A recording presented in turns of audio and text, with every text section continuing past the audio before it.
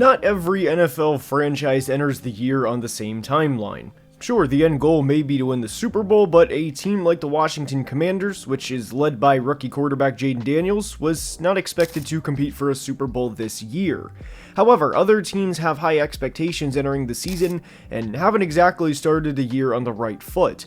The teams we're going to discuss in today's video may not have Super Bowl expectations, although one and maybe even two of the teams definitely do, but they certainly envisioned better starts than what they've had. And because of that, they are now in a desperate situation, and if they do not get things back on track, they could be selecting in the top 10 of the 2025 NFL Draft. Now, injuries are unfortunately a part of football, and they can derail a team's season, and quick. And for that reason, we will not be discussing the Los Angeles Rams in today's video, because they've had several injuries through just 2 games. This is also not a ranking of the most desperate teams, rather a discussion of each of the most desperate teams at the moment, and with those prefaces out of the way, let's begin. And we are starting today's video with the Tennessee Titans. The Titans have started the year with back-to-back losses to the Bears and Jets, and both of those games ended with a score of 24-17, and I know the first thought you probably had with the Titans has been the insane Will Levis plays in each of the first 2 weeks, and we'll get to that, but there's a few problems with this team that need to be addressed. Now, the Titans were in an interesting situation this offseason because they had a quarterback show some flashes last year and had every reason to roll with Will Levis in 2024, especially considering the circumstances from 2023. They had no offensive line and he was hung out to dry. And while I credit the Titans for drafting J.C. Latham with a top 7 pick, and even going out and signing center Lloyd Cushenberry in free agency, the right side of the line is still a major problem. And I know Rome wasn't built in a day, but Nicholas Petit-Frere has not been playing well through 2 games, and he actually leads the league in pressures allowed through the first 2 weeks with 11, and that's obviously concerning, but it's even more concerning when you realize he's only played 77 pass blocking snaps, which is 70th among all offensive linemen. He allowed a staggering 9 pressures against the Jets in week 2, and this is obviously a problem, but another reason why I worry about this is because of Will Levis. Will can make a lot of throws that other quarterbacks can't, and in some ways, not every way, but some ways he reminds me of a young Josh Allen in the sense of him being an athletic quarterback with a borderline reckless mindset to make a play at any and all costs. And Josh has certainly toned that part of his game down over the past few years, but just because Josh has does not mean that Will is automatically going to, and that he will become an elite player like Josh has. And I worry with how bad the right side of the offensive line has played, that Will continue to make those plays trying to give the Titans a chance to win. Now, the positive for Levis and the Titans is those are easily correctable. I know everyone probably saw the clip of Brian Callahan on the sidelines after the play against the Jets say, quote, "What the F are you doing?" end quote. But I will reiterate that I love what the Titans did this offseason to bring in talent and to give their quarterback a chance. But what also needs to be remembered is I don't think this offense outside of a few players is good, and through 2 games they've shown that. They're 24th in yards, and I know yards doesn't explain everything, but they're 26th in EPA per play, which is 1 spot above the Browns and 1 spot below the Bears. The problems with Will Levis can certainly be fixed, and obviously they've been magnified over the past few weeks, but it's not like this team is putting up 25 or 30 points per game either. Positively, I think Tony Pollard has played well through the first couple of games, and I do think Calvin Ridley is a very underrated player and well worth the contract. I know I didn't mention the Titans defense, but I have very few concerns with that unit moving forward, as they are a very good defense. I just worry that if the Titans don't right the ship, things could get worse before they get better, and that has to start in week 3. To the Big Apple to discuss the New York Giants, and there's a few reasons they're in today's video. It's more than just Daniel Jones, and to be completely honest, I thought Daniel played alright in week 2 against Washington, and he thought he had a much better game than he did in week 1. But the situation the Giants are in at the moment is scary for a couple of reasons. Since the start of the 2023 season, they are just 6-13, and their upcoming schedule is brutal. They play at Cleveland in week 3, home against Dallas in week 4, at Seattle in week 5, and home against the Bengals in week 6. And to be honest, I would be surprised if they win any of these games.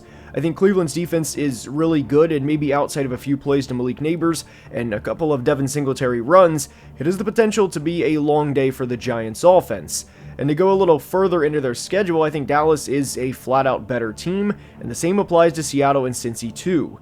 And to be honest, I do think Cleveland is better than the Giants. They just have a $230 million problem and a true wild card at the quarterback position that you don't know what you're going to get.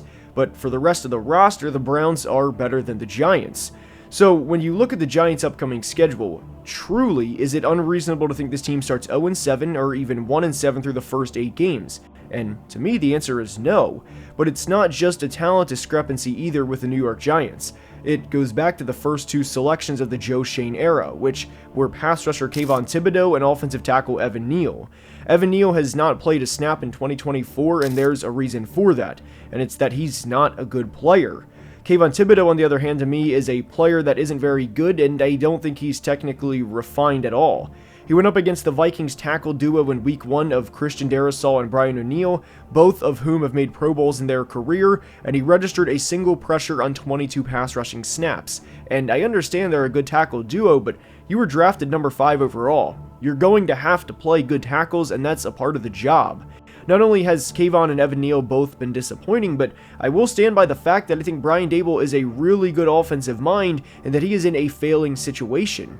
Whether you think the best offensive mind in the NFL is Kyle Shanahan, Sean McVay, Andy Reid, or whoever, truly do you think they would succeed in a situation led by Daniel Jones at quarterback, Devin Singletary at running back, and rookie Theo Johnson at tight end? And through the first 2 games, the Giants' tight end production has been a total of 2 catches for 21 yards, 1 catch from Theo Johnson and 1 catch from Daniel Bellinger.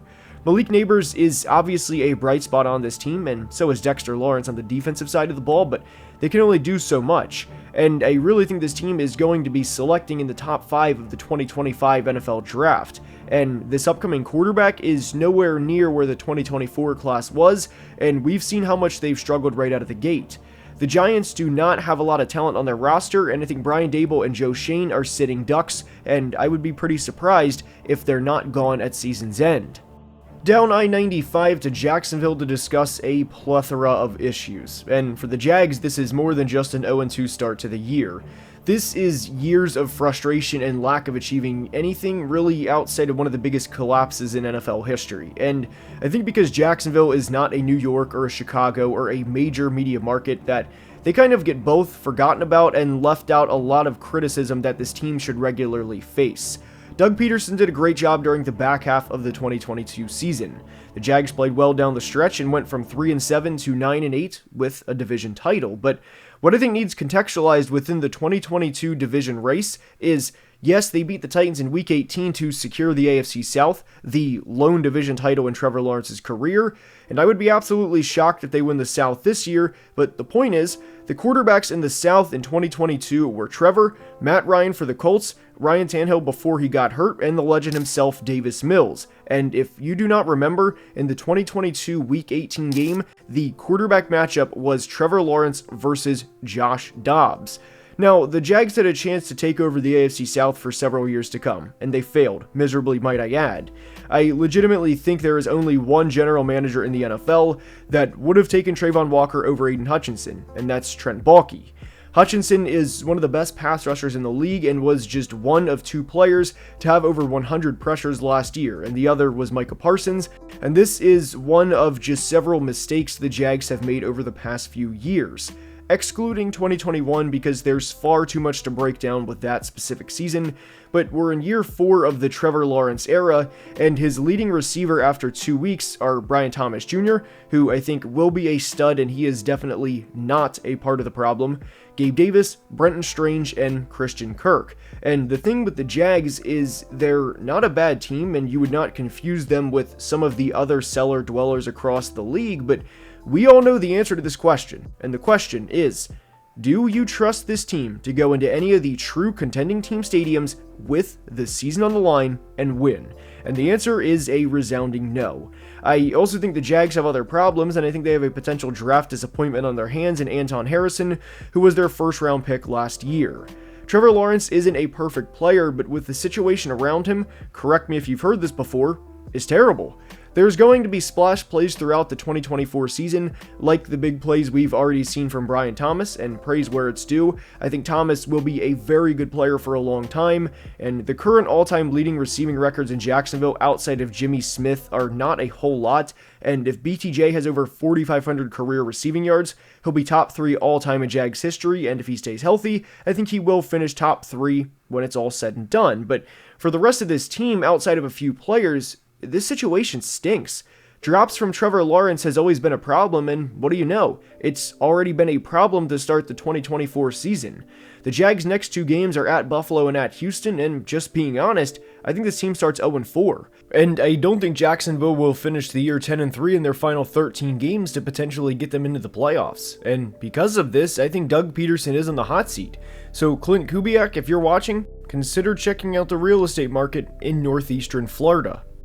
Next up is the Cleveland Browns, and this is more than just let's talk about Deshaun for a couple of minutes and talk about the ramifications of the contract and go from there. It's not really going to be much about Deshaun at all. I will say that the contract is bad, and I don't think he's ever going to get close to the player that he was in Houston, but that's really all I'm going to say about Deshaun for the portion of this video. The Browns receivers have been disappointing through the first few games, Amari Cooper especially, but the Browns cumulatively have dropped 8 passes through 2 games, and whether the quarterback is Deshaun Watson or whether it's one of the best of the best, that's not going to cut it. And there's a couple of other things that concern me with the Browns moving forward, and I thought the win against the Jags, while it of course was a win, and a win is a win, and fans should never apologize for winning a game, that was a lot more stressful than it should have been in the second half for Cleveland. And one thing that the Browns are going to have to clean up moving forward if they have any intention of going far in the postseason this year, which I have no doubt that they can win a playoff game, maybe even 2 if things go their way,